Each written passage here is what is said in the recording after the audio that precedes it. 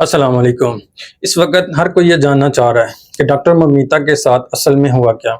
Doctor ममीता के साथ ये वाकया कोलकाता के एक हॉस्पिटल आरजीकर हॉस्पिटल में पेश आता है। डॉक्टर ममीता वहां पर एक ट्रेनी डॉक्टर के तौर पर काम कर रही थी। पिछले 36 घंटों से मुसलसल ड्यूटी करने से डॉक्टर ममीता थकावट का शिकार हो चुकी थी, जिस पर डॉक्टर ममीता ने उसी हॉस्पिटल के एक हॉल में आराम करने का सोचा। डॉक्टर ममीता एक कंबल लेकर उस हॉल में चली जाती हैं और वहां पे सो जाती हैं। इसी दौरान मुलजिम वहां पे आता है जिसका नाम संजय राय था।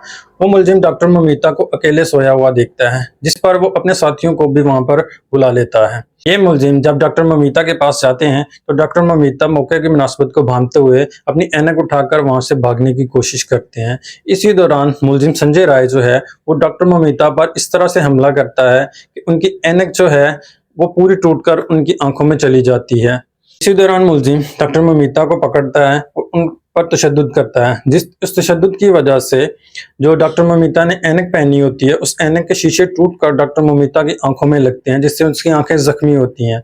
इसके बाद मुलजिम अपनी हवानियत जारी रखते हैं। रिपोर्ट के मुताबिक डॉक्टर ममीता के गर्दन भी टूटी हुई होती है, जो कि आपको तस्वीरों में भी अक्सर नजर आ रही होगी। डॉक्टर मोमिता के बाजू तोड़े जाते हैं। डॉक्टर मोमिता की दोनों टांगे क्रॉस पोजीशन में तोड़ दी जाती हैं। आप सोचिए कि ये किस कदर हैवानियत और दर्दनाक मंजर होंगे। इसके बाद ये मुलजिम अपने अपने घरों को चले जाते हैं। मुलजिम संजय राय जब अपने घर जाता है तो वो आराम से सो जाता है। अब समझ से बाहर है कि इस कदर हैवानियत ढाने के बाद भी ये लोग आराम से कैसे सो सकते हैं। मुलजिम जब 4-5 घंटे की नींद से बाद उठता है तो उसके ज़हन में ये आता है कि ये मामला खुलने से पहले पहले मैं अपने सबूत खत्म कर दूं। वो मुलजिम अपने पहने हुए कपड़े, जो भी मौका पर चीजें थी, उन सबको क्लियर कर देता। अगली सुबह जब हॉस्पिटल का अमला डॉक्टर ममीता को तलाश करता है तो डॉक्टर ममीता वहां पर मौजूद नहीं होती। इनसे कांटेक्ट करने की कोशिश की जाती है, इनके घर वालों से रब्ता किया जाता है जहां पर डॉक्टर ममीता मौजूद नहीं होती। उसके बाद ये इतला पुलिस को दी जाती है। पुलिस को इतला देने के बाद पुलिस अपनी कार्रवाई शुरू करती है, जिसके बाद सीसीटीवी फुटेज की मदद ली जाती है, जिसमें मुलजिम संजय राय ही उस कमरे की तरफ जाता नजर आता है, जिस पर पुलिस ने इसको ट्रेस करने की कोशिश की। पुलिस जब उसके घर जाती है तो मुलजिम तो सबूत पहले से खत्म कर चुका होता है, लेकिन जब पुलिस इसके घर में जाके तलाशी शुरू करती है तो मुलजिम संजय राय के जूते मिलते हैं जिसके ऊपर खून पड़ा होता है। पुलिस वो जूते और मुलजिम संजय राय को अपनी तहवील में ले लेती है, जिसके बाद फोरेंसिक रिपोर्ट में ये चीज साबित हो जाती है जो खून मुलजिम के जूतों पर मौजूद था वो डॉक्टर मोमिता ही का था, जिससे ये साबित हो गया कि ये मुलजिम इस काम में शामिल था, जिसने शामिल तफ्तीश होने के बाद अपने जुर्म का इकरार भी कर लिया।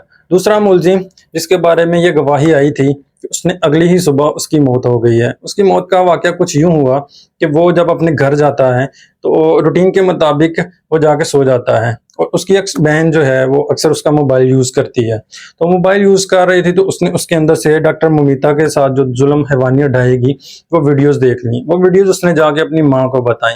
माँ ने जब ये वीडियोस देखी तो माँ का दिल जो है ना वो फटने को था कि हमारे घर में एक किस कदर हैवान पैदा हुआ है। उसकी माँ ने वो तस्वीरें जाके वो वीडियो जाके उसके बाप को दिखाई। बाप ने जब ये चीज़ें देखी तो बाप ने भी बोला कि हमने अपने घर में एक हैवान पैदा किया हुआ है। इसके बाद उन्होंने सोचा कि इसको पुलिस के हवाले कर देते हैं, लेकिन उसके बाप ने कहा कि ये पुलिस के हवाले करने के बाद भी ये छूट जाएगा। तो उसके साथ हुआ यूं कि उस दूसरे मुलजिम के बाप ने उसके सर पे हथौड़ों के वार करके उसको वहीं पे मार दिया, और होना भी ऐसे ही चाहिए था। इन मुलजिमों के साथ यही सलूक किया जाना चाहिए था, और हम उम्मीद करते हैं इस वक्त पूरा भारत जो है वो सरापा एहतजाज बना हुआ है। डॉक्टर जो हैं वो हड़ताल पर हैं और उम्मीद है कि डॉक्टर ममीता को इंसाफ दिलाया जाएगा। उम्मीद है कि इन मुलजिमों को सख्त से सख्त सजा देकर डॉक्टर ममीता के साथ इंसाफ किया जाएगा और इनको इस कदर सख्त और कड़ी सजा दी जाए ताकि आने वाले वक्त में लोग ऐसा करने से पहले 1000 दफा सोचें।